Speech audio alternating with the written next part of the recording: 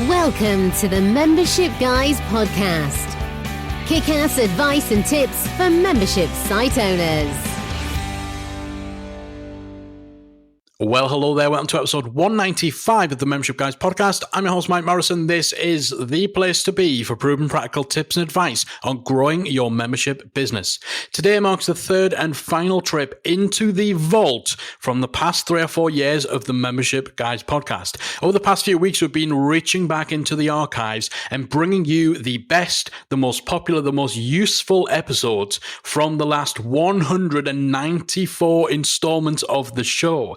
You know, unless you're a bit obsessive or unless you've been listening from day one, chances are you've missed some huge nuggets of gold from over the past few years. So every now and then I like to take a little trip into the vault and pick out some great episodes to put back on your radar. Over the past couple of weeks, we've talked about how to streamline the content production process for your membership, how to deal with problem members and toxic elements inside your community. And today we're talking about launches. Now, in order to do that, I've gone further back into the Membership Guys podcast vault than I've ever done before on the show.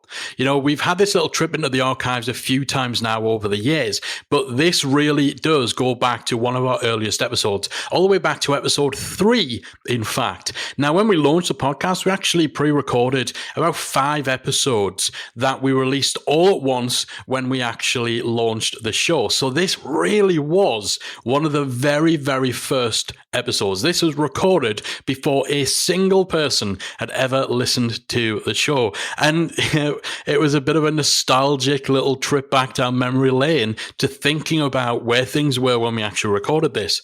We hadn't really even launched the Membership Guys brand. We certainly hadn't launched membersiteacademy.com. We were just at the beginning of our journey in moving away from running a successful agency where we worked with membership site owners to actually starting to put our voice out there, to blog, to podcast, and of course, to help people through our membership. So it was definitely a little bit of a nostalgia trip for me, but a very useful one, because what we're actually talking about in this episode is what to do if your membership site launch fails. Now, the prospect of this happening is probably every single membership site owner's nightmare. You spend months toiling over your product, wrestling with tech, creating content, getting your marketing strategy and your launch plan in place, and then you open the doors and it falls flat. Nobody joins. Crickets. What the hell do you do? Now, we talked a lot over the years about how you can preempt and try to prevent this from happening and how to put yourself in as strong a position as possible for your membership launch. But if the worst happens, what next? What do you do when your launch fails? That's what we talked about back in episode 3 of the Membership Guys podcast, and we're going to take that trip into the vault to hear my top tips on how to deal with that situation. After all that effort, and then nobody joins. Not one single sale. All that build up, nothing happens. What do you do? Now, usually what people will do is they scramble for a way to fix it instantly. And in doing that, they start to panic and end up focusing on stuff that really is completely irrelevant or really has nothing to do with why your membership site or your online course has failed. Often that really centers itself around the website. So the typical response is people will scramble to rearrange stuff on their website, make the logo bigger, make the social media icons bigger, more testimonials, less testimonials. We need an image slider. We need more photos of my cat in hilarious costumes. All these completely irrelevant, completely pointless changes that aren't going to make a scrap of difference to a membership site that has simply failed to take off. You also see people starting to make really illogical changes to their pricing. So what they were once charging $5,000 for, they've now reduced to $10. Or they've taken their $10 product and they've whacked the price up to $5,000. The truth is, none of this is getting to the core of why your membership site or your online course is likely to have failed, if indeed it has. And it's understandable, though, why people react in this way, because with a membership site and online course, typically people put in most of the effort up front. So all the effort and all the work is front loaded. So you're spending all that time getting everything in place in anticipation of it being successful. And all the course content you're creating, all the hassles with the website and all that sort of stuff, that happens before usually we've made a single penny. So then we're kind of almost just trusting that the launch is going to go successfully. And of course, you'll have a launch plan and you'll have an approach in place for how you're going to market and promote your site. But you're kind of gambling, you're risking everything on it actually becoming a successful launch and being a successful launch. So if it's not, that kind of throws your entire plan out of alignment, because everything you're doing up until that point is on the assumption that it's going to be well received because you have a plan and you've got all these things in place. So you're giving it your best shot. It's kind of you're winding up for months and months of dedicated hard effort to put your best foot forward. You give it your best shot and you miss. So what the hell do you do then? You panic. Natural reaction. If you're in the process of building your membership site right now, if this does happen, or if it's already happened to you and it's happening right now, the key thing is not to panic, not to make rushing off in the wrong direction, focusing on all the wrong things and scrambling around with stuff that makes absolutely no difference. Take a step back and really ask yourself some hard questions. Is your product actually any good? Now, we all like to think our product is the best thing since sliced bread. Everybody thinks their own baby is the cutest baby that's ever born. And the same goes for stuff that we put all that effort and all that time into. But is your product really any good? Now, I'm sure the video quality is good. I'm sure your knowledge is good. I'm sure your expertise is excellent. I'm sure that you believe you are imparting the knowledge that needs to be imparted. But have you actually sat down and looked at what else is out there? Are you building a membership product or a membership site around something that somebody can actually go out and learn in an hour with free resources? Are you actually feeding a hungry crowd? Is there actually a need for what you're putting out there? And if there is what you're offering the right way to address that need? A lot of it comes back to value. So in terms of your pricing and what you're charging, obviously, again, you don't want to undervalue yourself or undercharge, but are you trying to charge thousands and thousands of pounds or thousands of dollars for what amounts to a 1 hour or a 2 hour course? You see that a lot, but the people who get away with that, and I say get away with because in truth, if all you're offering is an hour-long course, chances are its true value isn't the multiple thousands of pounds or dollars. But the people who get away with that do so because they build up massive amounts of credibility or massive amounts of authority, or because they've blagged their way to it, really. But the thing is, you can often look at these sales pages for people doing these really basic courses or these really flimsy offerings where they're charging $4,000 or $5,000, and you see those sales pages and think, well, if they're doing it, why can't I do it? Why shouldn't I do it? You also see people using the logic of, well, people pay thousands of dollars to universities to learn this stuff, so why wouldn't they pay thousands of dollars to me? But the thing is, the people who are out there promoting courses for thousands and thousands of dollars, you probably don't know whether they're actually selling any of those courses or selling any of the spots on their membership site. Chances are they could very well be in exactly the same position as you, because 6 months earlier, they saw somebody else selling a watered down or a short course for a few $1,000s. And they thought, like you thought, oh, well, if they can do it, why can't I?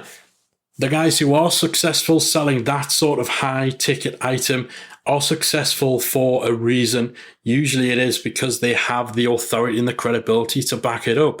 If the CEO of Amazon put out a 1 hour course and tried charging $5,000 for it, You can bet that people would be more interested in that than if Joe Blogg's random guy in the streets put out the same course and tried charging $5,000 for it. So just because others are doing it doesn't mean you're going to be able to model and replicate their same success, if indeed they are even getting success, which of course you always assume other people are doing well whenever you see them doing something differently to you.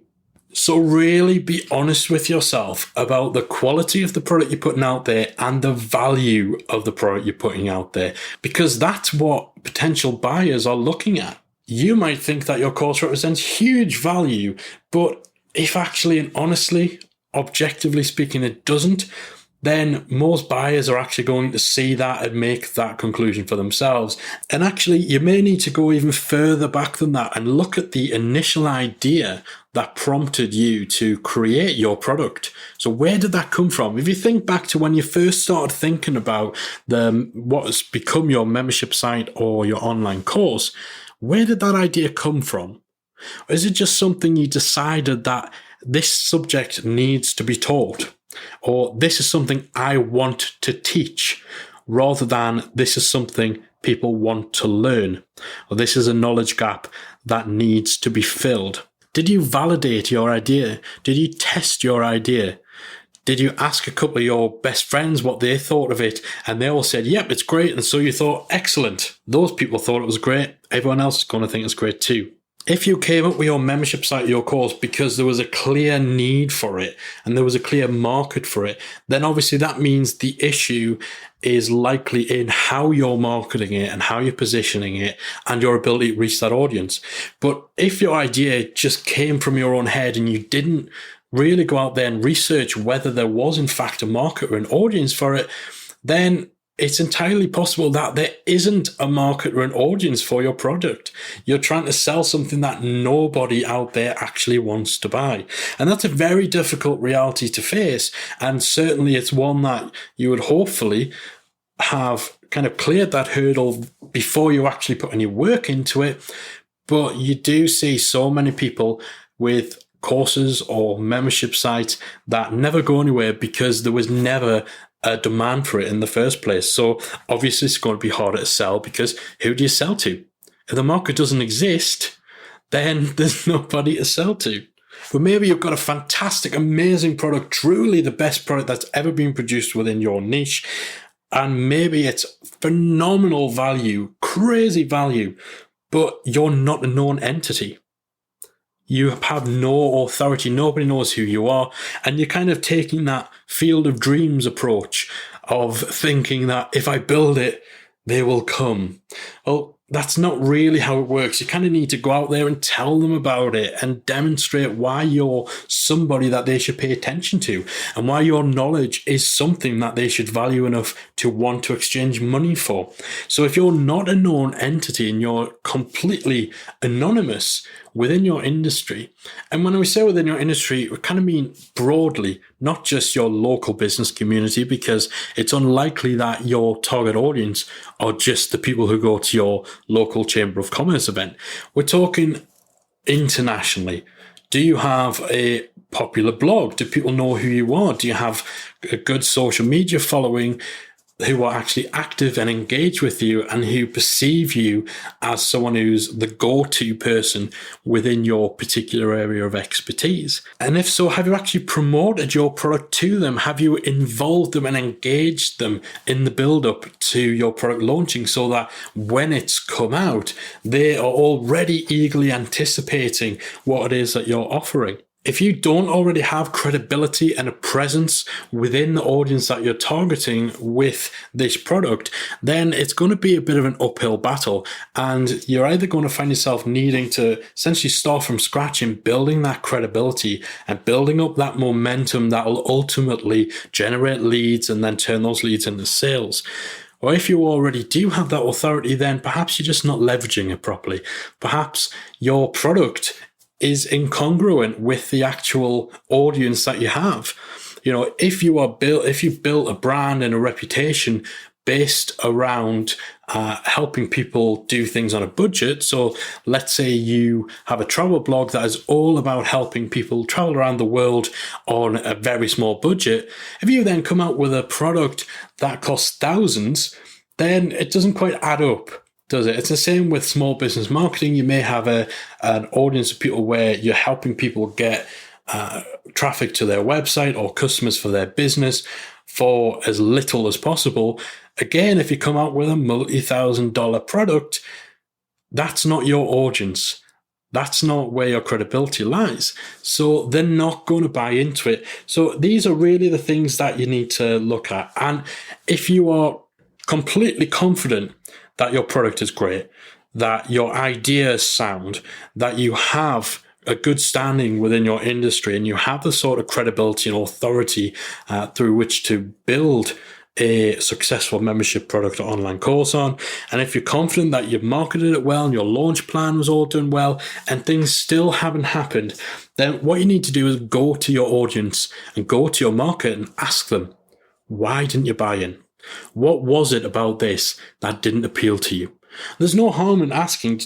Simply, if you've got an email list or you've got a large social media following or some of the means of connecting with your audience, you don't need to say, I'm doing this because nobody bought my product, but you can simply send out a survey and say, we promoted this product to you a month ago. We noticed that you hadn't joined. That's cool. That's fine. It may not be for you, but if you wouldn't mind, could we ask you a few questions regarding why you may not have joined? It might be that they'll come back and tell you it was too highly priced for me. It wasn't the right material. I felt like I know the stuff that you're trying to teach me already. Or I just didn't realize or didn't understand what it was you're offering. Instead of racking your brains for what might be going wrong and why people might not be buying, just go and ask them why they're not buying. And maybe it's a case of you did get a dozen or so members, but you were aiming for 100 or 200. First of all, really assess whether your expectations were right, because you may not have failed. You may have actually done all right. But if you were expecting 10,000 members because you assumed every single membership site or online course had 10,000 enrollments on launch, you might actually be sitting there giving yourself a hard time when, you've done pretty well.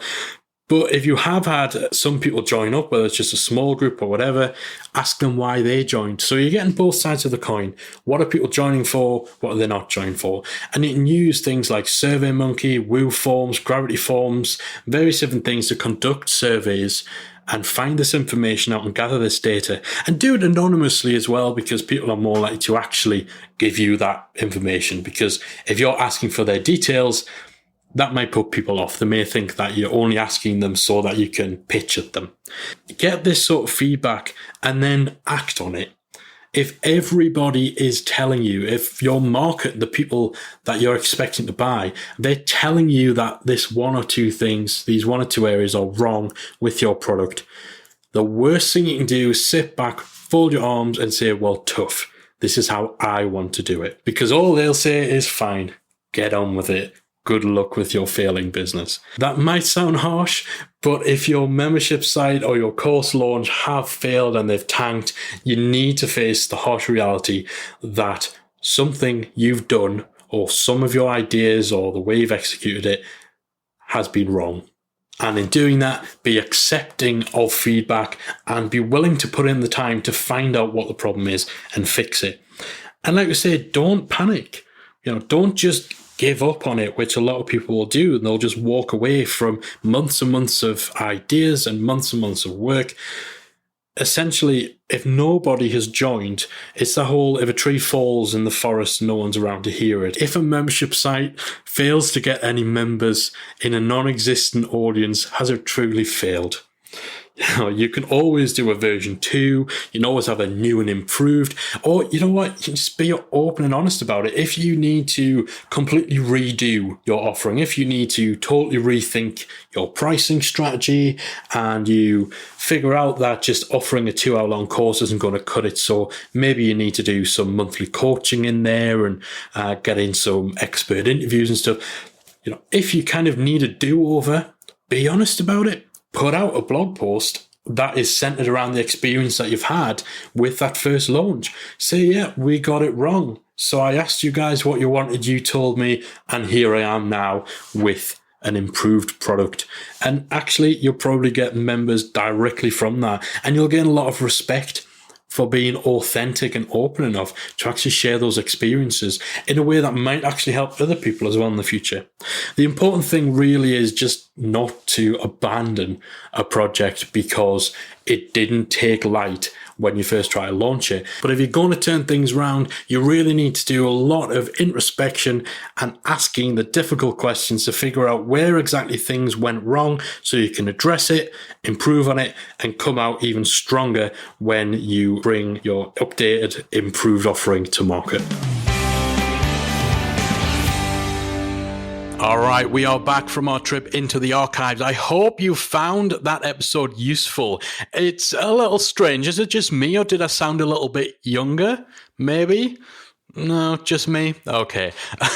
But I do hope that you found that useful. And if you are gearing up for your membership launch, this is going to equip you better to deal with all of those what ifs. Because I think everyone who is approaching a launch, whether it's a brand new launch or whether you're using, the open and close model for your membership, and so you have regular launches, I think everyone has that little bit of fear. What if this time it doesn't go well? What if all those people who join my wait list don't join? What if this killer strategy that I've got just falls flat? So hopefully some of the ground that we've covered today is going to help you to better see that through and to actually have a plan if things don't go to plan. So that's it from me. That's our third and final trip into the archives. Next week, we are back to regular scheduled programming with an all new original episode of the Membership Guys podcast. So do make sure you join me again next week. I'm out of here. If you've enjoyed today's episode of the Membership Guys podcast, we invite you to check out the membersiteacademy.com. The Membersite Academy is the essential resource for anyone at any stage of starting, growing, and running a membership website. So whether you're still figuring out what your idea is going to be, or whether your website is already up and running and you're just looking for ways to grow it and attract new members, then the Membersite Academy can help you to get to the next level. With our extensive course library, monthly training, exclusive member-only discounts, perks and tools, and a supportive, active community to help you along the way with feedback, encouragement and advice, the Membersite Academy is the perfect place to be for anyone looking to start, manage and grow a successful membership website. So check it out at membersiteacademy.com.